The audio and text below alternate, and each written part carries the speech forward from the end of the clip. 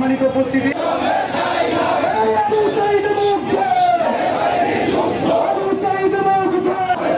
আমাদের দাবি মানতে হবে।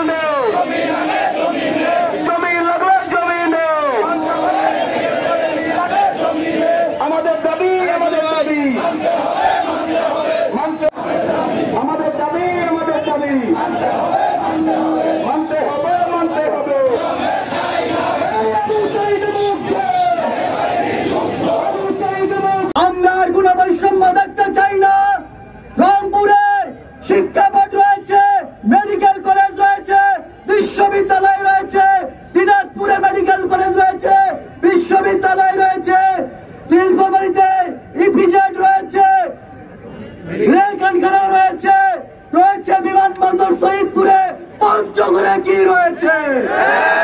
অতএব পঞ্চগড়ের মানুষের আর কোনো কিছু চাই না। এখানে বিশ্ববিদ্যালয় নেই, ভারী কোনো শিল্প প্রতিষ্ঠান নেই। আমাদের পঞ্চগড়ের বাইরে উত্তরে দক্ষিণে আপনি যত যাবেন প্রত্যেকটি জেলাতে মেডিকেল কলেজ রয়েছে, একমাত্র অবহেলিত জেলা পঞ্চগড়। আজকে চিকিৎসার অভাবে আমরা পঞ্চগড়ের মানুষ অসুস্থ হয়ে দুঃখে দুঃখে মরছি। আমরা বৈষম্যের শিকার হয়ে থাকতে চাই না। আমরা পঞ্চগড়ের মানুষ অধিকার আদায় করতে চাই।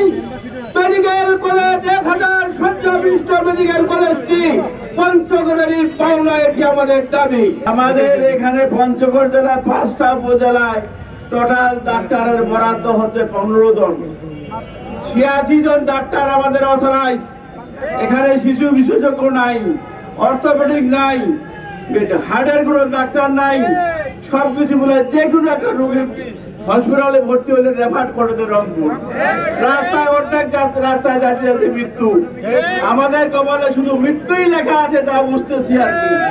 পঞ্চগড় জেলায় সারা বাংলাদেশের মানচিত্র থেকে বর্তমান কেয়ারটেকার সরকার মাইনাস করে দিয়েছে। আপনারা জানেন আজকের যে দাবি, সেই দাবিটি হচ্ছে আমরা পঞ্চগড়ে একটি মেডিকেল কলেজ এবং হাসপাতাল স্থাপনের দাবি করছি।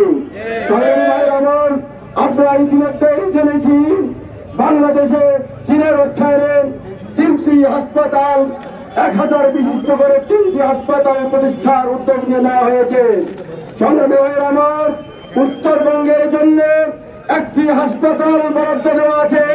সেই হাসপাতাল বরাদ্দের জন্য নতুন করে কোন জায়গা কোথাও অধিগ্রহণের প্রয়োজন নাই। আমরা কেবল শুরু করলাম। আজকে যদি আপনারা অনতি বিলম্বে এই সিদ্ধান্ত যদি পঞ্চগড়বাসীর পক্ষে না দেন, তাহলে সত্যন্ত পঞ্চগড়ের মানুষ, পঞ্চগড়ের ছাত্র জনতা সাংবাদিক জানে কিভাবে তাদের আদায় করতে হয় দাবি। আমাদের আজকে প্রারম্ভিক আন্দোলনের মধ্য দিয়ে সরকারের কাছে মেসেজ চলে গেছে, যে মেসেজের মধ্য দিয়ে আমি আশা করব তারা অতি দ্রুত আমাদের এই সিদ্ধান্ত অবহিত করবেন।